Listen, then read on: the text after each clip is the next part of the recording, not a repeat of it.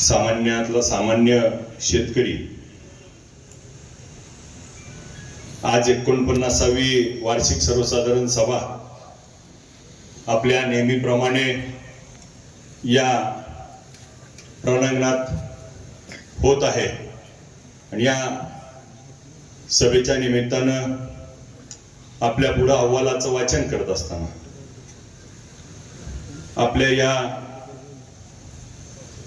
गेल्या हंगामामध्ये 23-24 मध्ये आपण 162 दिवस गळीत हंगाम चालवला आणि त्यामध्ये 10,81,000चं गाळप करून 10,85,000 पोती त्या ठिकाणी उत्पादित केली आणि बी हेवी मॉलेसिस काढल्यामुळं आणि नंतर केंद्र सरकारची बंदी आल्यामुळं त्या ठिकाणी बी हेवी मॉलेसिस आपल्याला बंद करावं लागलं, तरी देखील आपण 10.40 ही रिकव्हरी त्या ठिकाणी गाठली.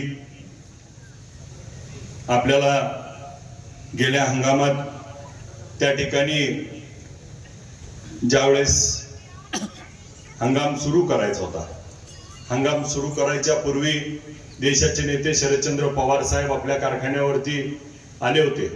त्या कार्यक्रमात मी 10 लाख गाळप करतो असा त्या ठिकाणी विषय मांडला होता, परंतु 10 लाख गाळप करतो म्हणल्यावरती पाऊस कमी आहे आणि ऊस नाही आणि त्या ठिकाणी कारखाना एवढा चालणार नाही म्हणून काही लोक त्यावेळेस हसत होती. परंतु 10 लाखाचा शब्द दिला आणि 10,81,000 गाळप त्या ठिकाणी संचालक मंडळाने करून दाखवले. गेल्या हंगामात आपण ज्या ज्या काही आपल्याला शेतकऱ्याच्या उपयोगी असणाऱ्या ऊस विकास अंतर्गत शेतकरी मेळावे, गावगाव ऊस लागवड करावी, त्या ठिकाणी ऊसाचं एकरी उत्पादन वाढावं, यासाठी आपण त्या ठिकाणी सगळ्या कंपनीच्या माध्यमातून त्या ठिकाणी खूप असे कार्यक्रम घेतले आणि या कार्यक्रमाच्या माध्यमातून जास्तीत जास्त लोकांना त्या ठिकाणी यातून फायदा होईल अशा पद्धतीची भूमिका आपण त्या ठिकाणी घेतली होती. आपल्याला कारखान्याच्या प्रथेप्रमाणे कारखाना कार्यस्थळावर स्वातंत्र्य दिन, प्रजासत्ताक, नवरात्र, हनुमान जयंती, दत्त जयंती, शिवजयंती आणि कारखान्यावरती मंदिर असलेला जो हरिनाम सप्ताह होता तो पुन्हा एकदा सुरू झाला. त्या हरिनाम सप्त्यातनं आपल्या सभासदाला, बाकीच्या सगळ्यांना त्या ठिकाणी आपण हा भक्तीचा जागर चालू ठेवला. याचबरोबर गेल्या वेळी आपल्या कारखान्याचे संस्थापक माननीय औदुंबरांना यांची 100वी जयंती होती. तो देखील कार्यक्रम आपण खूप मोठ्या उत्साहात त्या ठिकाणी जयंतीचा साजरा करता आला आणि माझ्यासारख्या कार्यकर्त्याचं नशीब आहे की अण्णांची जयंती 100वी त्या ठिकाणी मला साजरी करण्याचा सभासदांनी त्या ठिकाणी योग आणून दिला. कर्मचारी आपले त्यांच्या सर्वांगीण विकासासाठी पतसंस्था पुन्हा एकदा त्या ठिकाणी नव्यानं सुरू झाली, परंतु अचानकरित्या आमच्या सहकारी असलेला त्या ठिकाणी कर्मचारी पतसंस्थेचे चेअरमन बंडू कराळे अचानक हृदयविकाराच्या झटक्यानं आपल्यातून निघून गेले. ही मनाला हेलावणारी घटना होती. अशाच आपले कित्येक सभासद, कित्येक जिवलग काही अपघातात ते आपल्याला सोडून गेले. ह्या सुद्धा गोष्टी आपल्याला ह्यामध्ये घडल्या. आपल्या कारखान्याची विठ्ठल प्रशाला, आज आपण विठ्ठल प्रशालेच्या माध्यमातून 1021 विद्यार्थ्यांना त्या ठिकाणी शिक्षणाचं काम करतोय. त्या माध्यमातून शाळा शिक्षण आणि याला त्या ठिकाणी महत्व द्यावं म्हणून आपण त्या ठिकाणी आता ट्रॅक करतोय. तिथं आता वरच्या मजल्याचं बांधकाम सुरू केलंय. वरच्या मजल्यावरती आपल्याला तिथं सभासदाची, आपल्या आजूबाजूची मुलं मुली ज्यांना यायला जायला त्रास होतोय अशांसाठी तिथं वसतिगृह करायचं आणि त्या मुलांची शाळा बुडू नये पावसात, हा देखील आपण त्या ठिकाणी नियोजन करतोय. त्याचबरोबर आपल्या त्या शाळेला सरकारकडनं आपण इंडोर स्टेडियमच्या माध्यमातून आता 1,34,00,000 रुपये मंजूर झालेत. त्यामुळं आपल्याला इंडोर स्टेडियम तिथं करतोय आणि त्या इंडोर स्टेडियमच्या माध्यमातून आपल्या विद्यार्थ्यांना सगळे जे आपले खेळ असतील, आपल्या मुलांना तिथं खेळण्यासाठी आपल्या शाळेच्या विविधतेतनं आपण त्या ठिकाणी सुरू करतोय. हे सुरू करत असताना आपल्याला सगळ्याला माहिती आहे की सरकारच्या काही धोरणांमुळं साखर कारखानदारीला थोडी अडचण येते.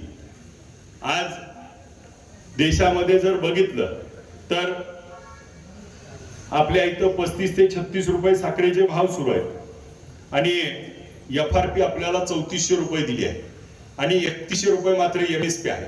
म्हणजे जर ऊसाचा भाव FRP 3400 आणि साखर विकायची 3100 रुपये, हे सरकारचं धोरण कुठंतरी अडचणीच आहे.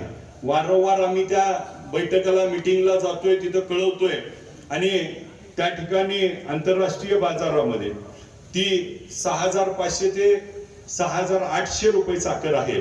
परंतु निर्यात बंदीमुळे त्या ठिकाणी आपल्याला ह्या साखर कारखानदारीला तोटा सहन करावा लागतोय.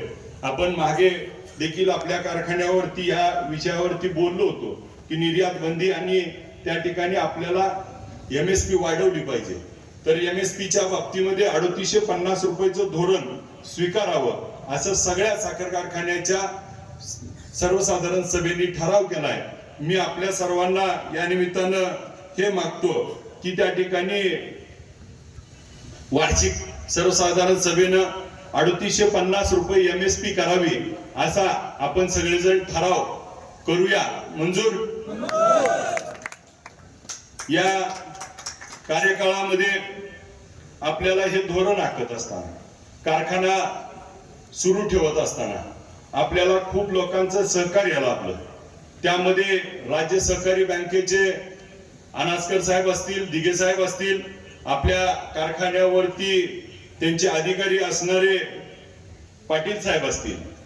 पाटील साहेबांचं विशेष त्या ठिकाणी आभार मानतो की आपल्या त्या ठिकाणी कठीण आणि अडचणीच्या प्रसंगात देखील त्यांनी मदत केली आणि त्या मदतीतनं कारखाना चालू राहिला पाहिजे ह्या भावनेतनं त्यांनी सगळ्यांचा सुवर्ण मध्य काढला आणि त्यामुळं त्यांचं विशेष आभार या सभेच्या निमित्तानं मी मानतो. साहेबांसाठी एकदा सगळेजण टाळ्या वाजवूया आपण. याचबरोबर आपल्याला सगळ्याला माहिती आहे की गेल्या हंगामात त्या ठिकाणी आपण ऊस दराच्या स्पर्धा सुरू झाली. ती स्पर्धा विठ्ठल कारखान्याच्या मुळे त्या ठिकाणी सुरू झाली. विठ्ठल कारखान्याच्या सभासदांनी त्या ठिकाणी स्पर्धेला सुरुवात केली.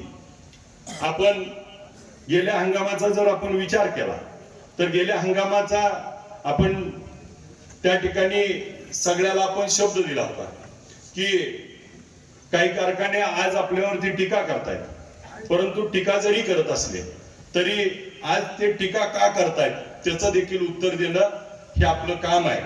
आपल्याला देखील माहिती आहे की गेल्या हंगामामध्ये 10 लाख गाळप करतो म्हणलं, त्या ठिकाणी 10,81,000 गाळप करण्याचं आपण सगळ्यांनी काम केलं. आणि मग गेल्या हंगामात त्या ठिकाणी मोठ्या कारखान्यांनी सांगितलं 2,500 रुपये भाव देतो. आपण त्या ठिकाणी इथंच मुळी टाकली. आपल्यातले बरेच त्या ठिकाणी मुळी लावते. मी म्हणलं आपल्या कारखान्यावर जरा कर्ज लय, आपला कारखाना अडचणीत आहे, बंद पडला होता, आता जरा कुठं तर उभा राहायला लागलाय. मोठा कारखाना 2,500 म्हणतोय तर आपण 2,250 रुपये म्हणू. मग त्या ठिकाणी त्यांच्यावरती टीका व्हायला लागली आणि मग राज्याच्या नेत्यांच्या समोर 2,500 रुपये जाहीर केले आणि जमा करताना मात्र टीका झाल्यावर जमा केले 2,700 रुपये. मग त्या ठिकाणी माझ्या परस्पर आपल्या सगळ्या पोरांनी सभासदांनी स्टेटस ठेवलं 2,750चं, मला माहित बी नाही, आणि 2,750चं स्टेटस ठेवलं. आणि देशाचे नेते शरदचंद्र पवार साहेब कापसेवाडीला आले होते आणि त्या कापसेवाडीच्या सभेमध्ये बोलताना मी तुमच्यातलाच एक असल्यामुळं बोलत बोलत धपका एक शब्द गेला आणि त्या एक धपका देतो म्हणलं. आणि मग त्या ठिकाणी आपल्याला सगळ्याला माहिती आहे की साखरपोत्याचा पूजनाचा कार्यक्रम होता आणि त्या साखरपोत्याच्या पूजनाच्या कार्यक्रमामध्ये बसल्यानंतर त्या ठिकाणी मी आता भाषण करणार त्याच्या आधी एक माझ्या जवळ पोरगा आलं आणि मला तात्या म्हणलं स्टेटस 2750चा डिलीट करू का. मी आता जाहीर करतोय का नाही त्याला भीती होती. मी म्हणलं काय काळजी करू नका. आणि मग त्या ठिकाणी 2825 ते 2850 2950 3000 रुपये पर्यंत दर नेण्याची भूमिका ही विठ्ठल कारखान्याच्या संचालक मंडळाने त्या ठिकाणी घेतली. त्या ठिकाणी जर आपण त्या दिवशी भूमिका घेतली असती, मग काही जणांनी 2800 रुपये त्या ठिकाणी दर केला, काही कारखान्यांनी 2200 रुपये बिल वाटली होती, त्यांनी 2600 रुपये केला. एका कारखान्याने 2175 रुपयानं बिल काढलं होतं, त्यांनी 2600 रुपये करावं लागले. काही खाजगी कारखान्याला 2300 रुपयाचं बिल जमा झालं, पुन्हा त्यांना 2700 रुपये करावं लागले. आणि मग त्या ठिकाणी साधा प्रश्न आहे माझा सभासद बांधवांना. त्या दिवशी मुळी टाकायच्या कार्यक्रमाच्या दिवशी मी बोललो होतो की मोठ्या कारखान्यानं 2500 रुपये केलेत, आपल्यावर कर्ज आहे, आपण अडचणीत आहे, आपण 2550 म्हणायच्या ऐवजी जर 2400 म्हणलो असतो तर वाढलं असतं का. मग त्या ठिकाणी स्पर्धा सुरू झाली आणि या स्पर्धेतनं नेमकं काय झालं तर या स्पर्धेतनं त्या ठिकाणी आपण जर बघितलं तर आपल्या सोलापूर विभागामध्ये 212 लाख टन ऊस गाळप झाला. तो काही एकट्या विठ्ठलनं गाळला नाही, तो सगळ्या साखर कारखान्याने विभागातल्या गाळला. 212 लाख टनाला 300 ते 400 रुपये विठ्ठलमुळे आगाव मिळाले का नाही. आज 636 कोटी रुपये ते 750 ते 800 कोटी रुपये हे शेतकऱ्याला मिळाले. ते आज कुणाला मिळणार होते, म्हणून मी वाईट ना. आता मोठ्या कारखान्याचं 25 लाख झालं, गुणवले 300 केलं तर 75 कोटी गेलं, 400 केलं तर 100 कोटी गेलं, म्हणून मला शिवाय देते. त्यांचं 100 घालवलं पण पैसे कोणाला मिळलं. मला दुवा कोणाची पाहिजे, शेतकऱ्याची. मला ही शिवाय देणार आहेत, मला माहिती आहे. आज या हंगामात आपल्याला सगळ्याला माहिती आहे की आता 3000 रुपये भाव मिळाला. मला काही लोक सांगतायत की आता आपण 3500 रुपये त्या ठिकाणी भाव जाहीर केलाय आणि ही नुसतं इलेक्शन पुरता बोलायची बाहेर बोलायची कडी आहे आणि काय मिळणार नाही. काय काय तर नग सांगायला लागलेत. जी म्हणती ती आम्ही फुटलोय बाहेर पडलो ती बी म्हणती ती.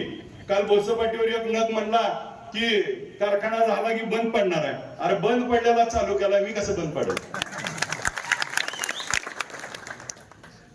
माझा साधा प्रश्न आहे, कारखानदारीतलं कळत नाही त्यांनी मध्ये बोलून, आणि ज्याला कळतंय आता मला सांगा. त्या ठिकाणी मला म्हणली 3500 कसं देणार. गेल्या वर्षीचा मी हिशोब सांगतो. मी तुमच्यातलाच एक आहे.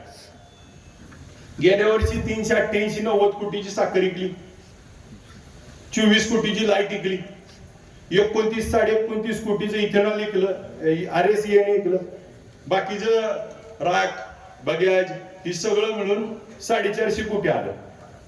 साधं गणित सांगतो, लय खोलात जात नाही. 10 लाख क्रशिंग ऍव्हरेज केलं 3000 300 कोटी झालं. तोडणी वाहतूक 800 80 कोटी झालं. 20 कोटी पगार गेली. केमिकल पोती भीती सगळं भागवून बराबरी सुटलं. मग आता मला विचारते ती कसा देतो, आई काय सांगितलंय कसा देतो. आता मला म्हणते ती 3000 दिला का नाही. पहिल्या वर्षी निवडणूक लढलो त्यावेळेस सांगितलं होतं की मागची थकीत बिल 40 कोटी देतो, दिली का नाही. मुळी टाकायच्या आत दिली. त्या ठिकाणी सांगितलं होतं की कारखाना चालू करतो 7,26,000 गाळप झालं का नाही. पहिल्या वर्षी 2,500 रुपये देतो म्हणलं तर त्या ठिकाणी 2,500 रुपये दिले का नाही. गेल्या वर्षी 10 लाख करतो म्हणलं 10,81,000 केलं का नाही. गेल्या वर्षी 3,000 देतो म्हणलं दिले का नाही. आणि तरी मला विचारते ती 3.5 कसं काय देणार. बरं मी 3.5 सोडा, ही म्हणली 1 रुपया जास्त देतो. मग आता तुम्ही कसं देणार विचारल्यावर आम्ही. माझं बारकाय मी मोठ्याचं माप काढून मी तुम्हाला सांगतो बघा साधं गणित. पैसे कसं देता येते. ही काय उघड खेळ आहे. गेल्या वर्षी कारखाना 20 ऑक्टोबरला चालू झाला आणि दादा ह्या वर्षी कारखाना चालू होतोय 15 नोव्हेंबरला. 1 महिना लांबला का नाही. पाऊस आहे, तुटू शकतोय ऊस. पाऊस जास्त झालाय, पाऊस जास्त झाल्यावर ऊस वाढते, काळोखी आहे. 1 महिना जर ऑक्टोबरला ऊस तोडला आणि 15 नोव्हेंबरला तोडला तर कवळा येणार का नाही. 15 नोव्हेंबरला पक्व होणार का नाही. 1% तर रिकव्हरी वाढेल का नाही. झाले 360. 3000 दिलं, 360 झालं. आता 140 मला गोळा करता येत नाही तर काय सांगते ती तीच कळत नाही. देऊ शकतो नाही 3.5. द्यायचं सांगा ना. मला तर असं वाटलं होतं आता आपण 3.5 म्हणल्यावर ही म्हणती ती 4000, 5000, 8000 काय म्हणलीच नाही ती काय म्हणली 1 रुपया. बरं माझं म्हणणं तुम्ही 1 ना, आमचं 2 रुपये तुमच्यापेक्षा. रेसच घ्यायला ना.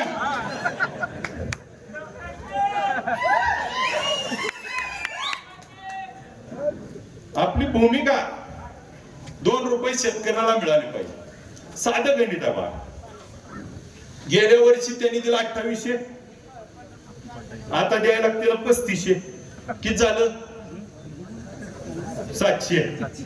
कारखाना जेव्हा तुम्ही सगळ्यांनी निवडून दिलं त्यावेळेस स्वतः भाव 2200, बरोबर आहे का. 2100-2200. आता झालं 3500. किती फरक पडला 1300चा. जिल्ह्यात आपल्या गाळप होते 200 लाख टन. 200 लाखाला 1300 न 2600 कोटी रुपये झाले. कुणाला आलो का झालं तर शेतकऱ्याचा पोरगा तुम्ही त्या ठिकाणी निवडून दिला आणि त्या ठिकाणी आज कोण जिंकला असेल तर माझा विठ्ठलचा सभासद जिंकला आणि आज विठ्ठलच्या सभासदाला ते यश मी अर्पण करतो. उद्याच्या काळात देखील ह्या विठ्ठल कारखान्याची स्पर्धा त्या ठिकाणी सुरू आहे. आज वार्षिक सर्वसाधारण सभेमध्ये आपल्याला देखील माहिती आहे की आता आपल्या कारखान्याचं त्या ठिकाणी काही जणांनी मला प्रश्न विचारले की आपण त्या ठिकाणी सगळं सांगताय, मग कर्ज कसं घेतलं, मध्ये कसं कसं झालं, त्याच्यावर पण मला बऱ्याच जणांनी काही प्रश्न विचारले. त्याची पण त्या ठिकाणी उत्तर देणं गरजेचे आहे. आपल्याला काही प्रश्न आले, त्या प्रश्नाच्या निमित्तानं मी त्यातून काही उत्तर देतो. अशोक बळीराम पाटील रोपडे यांनी प्रश्न विचारलाय की 24-25 गणित हंगामासाठी 3500 रुपये जाहीर केल्याबद्दल अभिनंदन, परंतु 3500 रुपये दर हा कधीपासून का शेवटच्या महिन्यात असेल तर मी आपल्याला या निमित्तानं नम्रपणे सांगतो की पहिल्या मस्टर पासून 3500 रुपये त्या ठिकाणी भाव सगळ्याला असणार आहे. कुणी त्याच्यावरती कुठली शंका उपस्थित करू नये. संतोष पोरे यांनी टोळ्याचं नियोजन करा. ऊस तोडणीसाठी त्या ठिकाणी टोळ्या पैसे घेतायत, ट्रॅक्टरवाले त्या ठिकाणी जेवणाला पैसे एंट्री मागतायत. तर या निमित्ताने मी सभासदांना या आश्वस्त करतो की अशा जर पद्धतीनं त्या ठिकाणी गेल्या हंगामात आपल्याला दोन्ही हंगामात माहिती आहे. पहिला हंगाम त्या ठिकाणी आपल्याला थोडा वेळ गेला, परंतु गेल्या हंगामात आपल्याकडे एक्सेस यंत्रणा आपण झाली आणि मग आपण 5 कारखान्याला आपलं 10,81,000 गाळून दुसऱ्याला 2 लाख टन ऊस दिला आणि त्याचं बिल देखील आपल्याप्रमाणे शेतकऱ्याला त्या ठिकाणी दिलं. आज या हंगामात आपण 600 वाहनं त्या ठिकाणी करार केलेत, पैसे दिलेत. आज मिनी गाड्याला 280 वाहनाला पैसे दिलेत, बैलगाड्या आपण 300 केल्यात. त्यामुळं गेल्या हंगामात जो त्रास झालाय तो हंगामातला त्रास जरा कमी होईल. परंतु आज एखादा ड्रायव्हर जर जेवायला मागत असेल, एंट्री मागत असेल तर आपण शेतकऱ्याची पोर आहे, आज मोकळ्या हाताने त्याला जीव घातलं तर भरल्या पोटाने गेला तर त्या ठिकाणी 2 मोळ्या पाडायचा नाही, असा देखील आपल्याला थोडा विचार त्या ठिकाणी करावा लागणार आहे. जर टोळीवाले पैसे घेत असतील तर मी या निमित्तानं आपण त्या ठिकाणी सगळ्यात महत्वाचं त्याला आपण स्वतःला थोडं आत्मपरीक्षण करावं लागणार आहे. कारण काय झालंय की त्या ठिकाणी तात्यानी म्हणायचं 2000 रुपये देतो माझ्यात आज चल, लगेच बहिण म्हणायचं नाही ना माझा आज तोडावं लागतं 2500 देतो, परत त्या ठिकाणी लगेच अण्णांनी म्हणायचं की नाही नाही मी 4000 देतो. तर आपणच थोडं आता ती बंद करावं लागणार आहे. टोळीला जो प्रोग्राम दिलाय त्या प्रोग्राम नसरच तोडायला लावलं आणि आपण जर थोडं त्या ठिकाणी कमी जास्त केलं नाही तर त्या ठिकाणी हा देखील प्रकार बंद होईल. आज आपल्याला या टोळ्या जास्त असल्यामुळे आता नियोजन झाले. गेल्या 2 वर्षात नोंदी नव्हत्या, आता नोंदी अॅक्युरेट लावले आपण. 80% त्या ठिकाणी आता नोंदी करेक्ट व्हायला लागल्यात. आता पुढच्या काळामध्ये 100% वरती जाण्याचा आपला प्रयत्न आहे. त्यामुळे हे प्रश्न कमी जास्त प्रमाणात कमी होतील. आज जसा तो प्रश्न आहे तसा तुकाराम धोंडीबा नाईकनवर यांचा प्रश्न होता की संस्थेच्या धोरणानुसार नोंदी प्रमाणे तोड मिळावी. पुढच्या काळात आता प्रोग्राम नीट झाल्यामुळं नोंदीचा प्रोग्राम होईल. चिडबाय वर्षरचा मनमानी कारभार आहे तर थोडं त्या ठिकाणी आपणच त्याला पहिल्या लोकांनी लय मोकळीक दिल्यामुळे आता नीट वळणावर यायला थोडा वेळ लागतोय. परंतु थोड्याच दिवसात आपण त्या ठिकाणी वळणावर आणू आणि त्या ठिकाणी जो काही ढवळा आहे ही कमी करून त्या ठिकाणी जसं असेल त्याच पद्धतीनं त्या ठिकाणी प्रोग्राम नुसार ऊस तोडण्याचं आम्ही काम करू. सेवानिवृत्त 69 कर्मचाऱ्यांनी एक संयुक्त निवेदन दिलंय. त्या सर्व कर्मचाऱ्यांची एक बैठक घेतली आणि त्या बैठकीत त्यांना आज जुन्या काळातलं ते बिल राहिलेलं त्यांचं रिटेन्शन, त्यांच्या रजेच्या पगार, रिटेन्शन, अलाउन्स बऱ्याच काही गोष्टी राहिल्यात तर त्याच्यावरती त्यांचा आता हिशोब केलाय आणि त्या ठिकाणी आपल्याला जे पैसे आले होते त्या पैशाला थोडी अडचण आल्यामुळं त्यांचे पैसे द्यायला तरी आपण एक टप्पा त्या ठिकाणी देण्याचं काम केलंय आणि थकीत त्या ठिकाणी द्यायला सुरुवात केली आहे. त्यामुळे त्यांचा देखील प्रश्न आपण येत्या काळामध्ये मार्गी लावूया आणि ज्याचे अर्ज येत आहेत त्यांना आपण द्यायला सुरू केलंय. जर आज बऱ्याच जणांनी 2-4 दिवसात माझ्याकडनं सह्या नेल्यात आणि त्यांना टप्प्याटप्प्यानं आपण त्या ठिकाणी जुनी देणी आहेत ही देणी द्यायचं काम चालू आहे. 2018चं 20चं सगळ्याचं थोडं थोडं देत असताना मला जर पुढच्या काळामध्ये त्या ठिकाणी 3,500 आणि 3,000ची रेस खेळायची आहे तर आपण सगळ्यांनी थोडं समजून घेऊन की या सगळ्या गोष्टी त्या ठिकाणी करतोय आणि हे करायसाठी आपल्याला थोडा वेळ मिळाला पाहिजे. आम्ही सगळ्याच द्यायला बांधील आहे परंतु टप्प्याटप्प्याने त्या ठिकाणी देतोय. काही बँका त्या ठिकाणी संपवत आणल्यात त्यातलाच हा भाग आहे. तरी सर्व रिटायर कर्मचाऱ्यांना या निमित्तानं मी सांगतो की नक्की पुढच्या काळात हा प्रश्न मार्गी लागेल.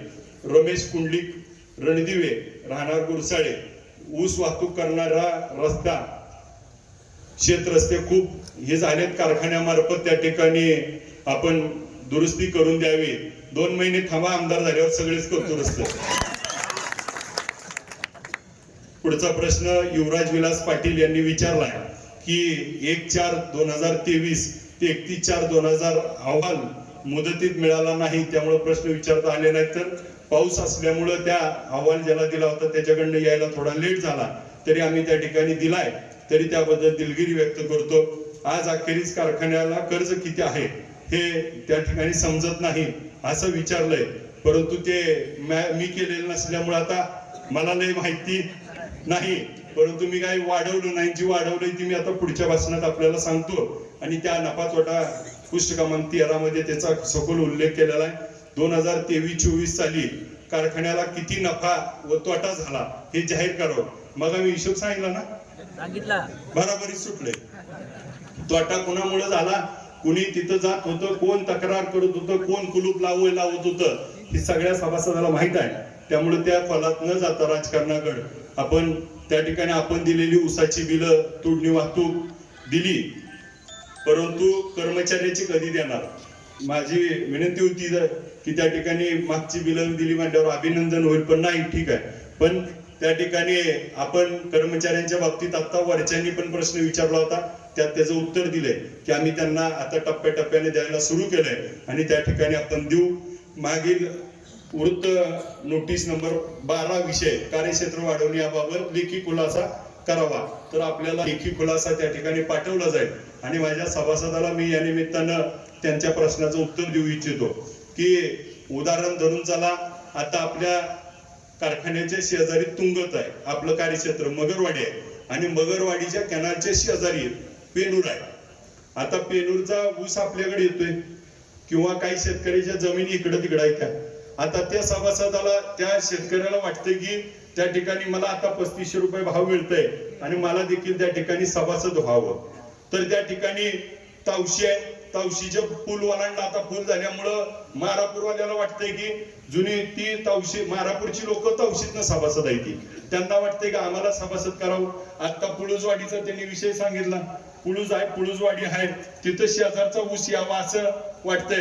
त्यामुळं आपण त्या ठिकाणी आपल्या कारखान्याच्या पेरिफेरियल म्हणजे आता आपल्याला पिराची कुरुली आहे, टप्पा आहे, टप्प्याला चिटकून लगेच त्या ठिकाणी दसूर आहे, तोंडलवंड आहे, तिथून ऊस आपल्याला येतोय, पण त्या शेतकऱ्याला आपल्याला त्या ठिकाणी हक्क म्हणून त्या लोकांची मागणी आहे की आम्हाला देखील त्यात तुमच्यामध्ये सामील करून घ्या। पहिला आपल्याला माहिती आहे की त्या ठिकाणी इट्टल कारखाना म्हणलं की त्या ठिकाणी आणि आज आपल्याला सभासद करून घ्या म्हणून त्या ठिकाणी मागणी आहे। तर माझी सर्व सभासद बांधवांना विनंती आहे की कारखान्याचा आपल्या गाळप त्या ठिकाणी गेल्या हंगामात आपण 8,000 टनानं गाळप केलं आणि 10,81,000 गाळप केलं। आता आपल्याला त्या ठिकाणी सरकारच्या वतीनं 347 कोटी रुपये मंजूर झाले। आज त्या ठिकाणी आपण सगळेजण जाणताय की त्या ठिकाणी गेले 2-2.5 महिने मला मुंबई पुण्याचे हलपाटे घालून त्या ठिकाणी ती पैसे आणायसाठी कसं अबोधलोय, तुमच्या सुद्धा गाठी पडत नव्हत्या, घरी पण येत नव्हतो, परंतु त्या ठिकाणी पैसे आणण्यासाठी रात्रीचा दिवस केला आणि राज्याचे मुख्यमंत्री, दोन्ही उपमुख्यमंत्री, सहकार मंत्री यांच्या सहकार्यातनं त्या ठिकाणी आपल्याला पैसे मिळाले आणि पैसे मिळाल्यानंतर त्या ठिकाणी पैसे आता मिळणार तेवढ्यात आपल्याच 100,000च्या कारखान्याचे मोठ्या चेअरमनचे जावयानी त्या ठिकाणी कोर्टात केस केली आपल्या विरोधात, ही सुद्धा आपल्याला माहित असावं। त्या ठिकाणी त्या केसमुळं कोर्टानं त्या ठिकाणी स्थगिती दिली।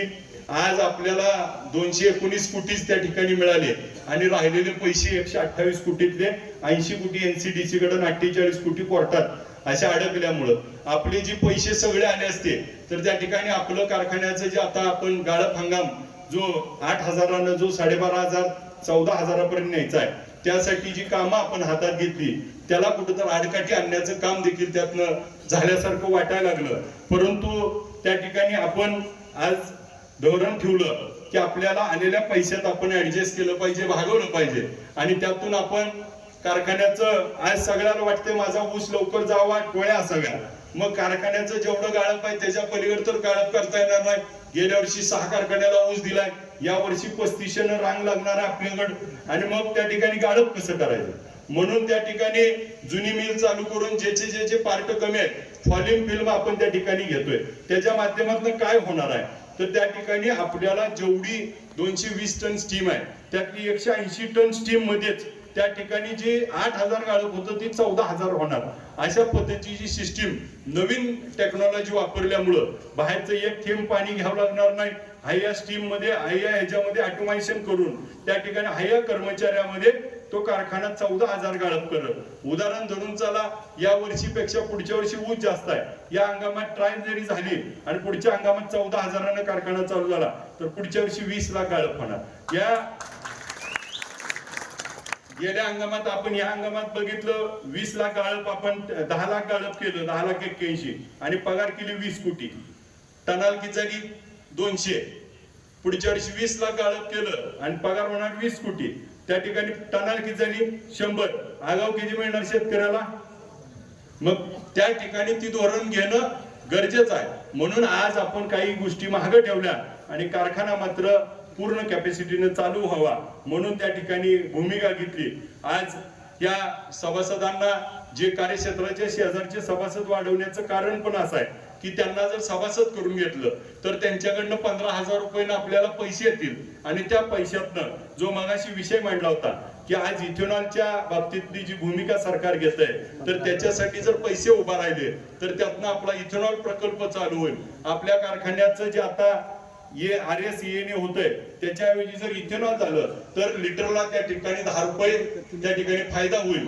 आज आपलं 60-70 लाख लिटर झालं तर 7 कोटी रुपये नफा होईल आणि या सभासदाचा ऊस आणतोयच आपण आणि आणत असताना मग त्याला मात्र अनामत त्या ठिकाणी घेतलंय आणि त्या माणसाला त्या ठिकाणी सभासद केलं नाही। आपण साखर देतोय, बिल देतोय, सगळं करतोय, परंतु जर त्याचा भाग भांडवल तयार करून घेतलं त्यातनं जर कारखान्याचा इथेनॉल प्रकल्प सुरू करावा असा आमचा मानस आहे तर आपण सगळ्याला ह्याची नोंद घेण्यासाठी त्यांनी जे प्रश्न विचारले त्याचं ते उत्तर आहे।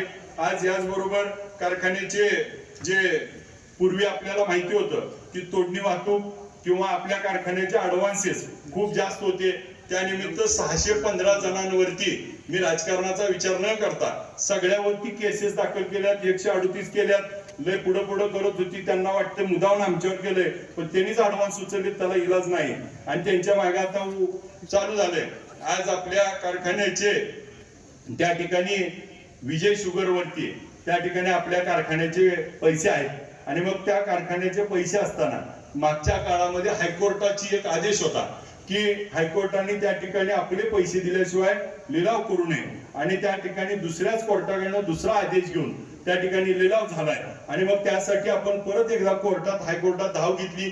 हायकोर्टाने आता त्यांना सगळ्याला नोटिसा काढल्यात आणि हे पैसे देण्याचे निर्देश त्या ठिकाणी येणाऱ्या काळात येतील. आपले जवळजवळ व्याजासहित म्हणलं तर 23-24 कोटी रुपये आज त्या ठिकाणी आहेत. देणारी पण घेणारी पण काय बोलत नाही आणि सभासदाला पण त्या ठिकाणी आठवण नाही, परंतु त्या ठिकाणी आपल्या कारखान्याच्या अडचणीच्या काळात जर हे पैसे आले तर आपली धादिनी जातील.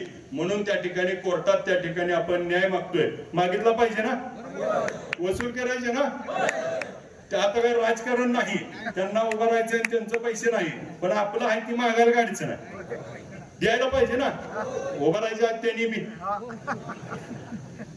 तर आज आपण वसुलीच्या बाबतीत जसं आपल्या सभासदाला त्या ठिकाणी जे ऍडव्हान्स उचलले त्यांच्यावर जशा केस करतोय तसं आपण त्या कारखान्याला पण वसूल केली पाहिजे, ही भूमिका आम्ही त्या ठिकाणी घेतोय.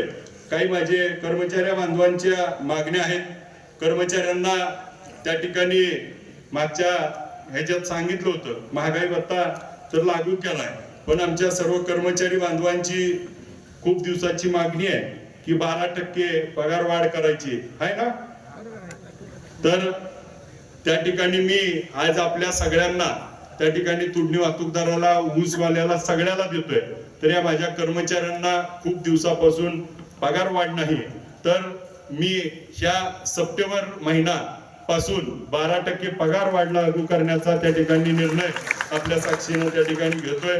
सर्व कर्मचाऱ्यांना देखील येणाऱ्या काळामध्ये खूप ताकदीनं आणि कष्टानं त्या कारखान्याचं गाळप हंगाम करावा अशी मला त्या ठिकाणी खात्री वाटते. याचबरोबर आपल्याला या कारखान्याच्या कामानिमित्त आपल्याला ज्या ज्या काही लोकांनी मदत केली, सहकार्य केलं, अशा सर्व लोकांचं त्या ठिकाणी आभार मानणे आपलं कर्तव्य. आज आपल्या कारखान्याच्या साठी आपले देशाचे नेते शरदचंद्र पवार साहेबांनी वेळोवेळी आम्हाला मार्गदर्शन केलं आणि मोलाचा सल्ला दिला, त्यामुळे त्यांचं देखील आभार त्या ठिकाणी व्यक्त करतो.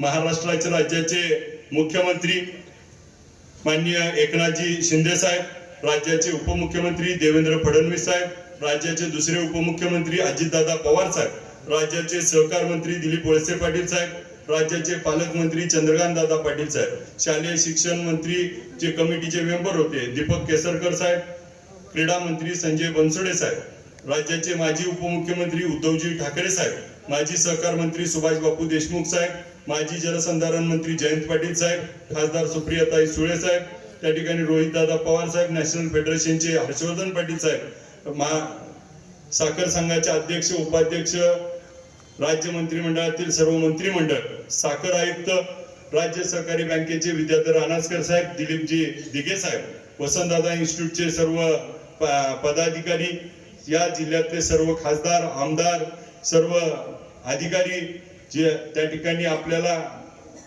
पांडुरंग साठे साहेब, विशेष लेखापरीक्षक त्या ठिकाणी निकाळजे साहेब, महावितरणचे सर्व अधिकारी, जीएसटी उपविभागीय अधिकारी, तहसीलदार, प्रांत साहेब, गट विकास अधिकारी व चव्हाण गांधी या वैज्ञानिक परीक्षक, याचबरोबर आपल्याला जे कर्ज पुरवठा उपलब्ध करून देत आहेत ते the people multi state cooperative बँकेचे चेअरमन व त्यांचं सर्व संचालक मंडळ व आपल्याला राज्य सरकारनं विशेष असा निधी उपलब्ध करून दिल्याबद्दल राज्य सरकार, NCDC दिल्ली व केंद्र सरकारचे देखील आपल्या सर्वांच्या वतीनं आभार व्यक्त करतो.